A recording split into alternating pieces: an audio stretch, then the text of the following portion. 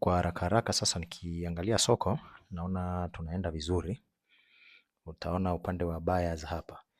Hapa kuna kitu kidogo muhimu cha kujifunza. Ukiangalia hapa utaona wiki iliyopita upande huu wanunuaji walikuwa wamejaa kiasi kwamba hakuna muuzaji.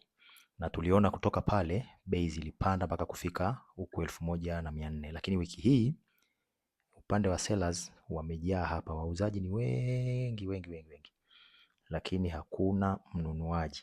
Kwa mara ya kwanza hakuna mnunuaji. Hapa kitakachoenda kutokea ni kama kilichotokea wiki iliyopita, lakini kinyume chake. Wiki iliyopita kulikuwa hakuna muuzaji na bei zikapanda. Wiki hii hakuna mnunuaji na bei zitashuka.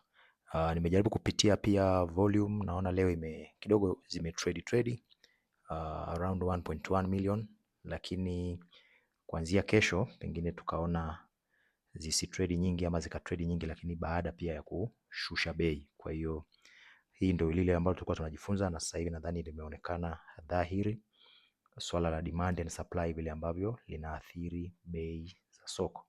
Utaona supply hapa imejaa lakini demand hakuna. Kesho hizi zote zitashuka kwa shilingi kama 60 ama 50 tena, na maana inaweza ikawa 1,280 mpaka na 90 mpaka 1,300 pale. Kwa hiyo tungojee tuone kesho.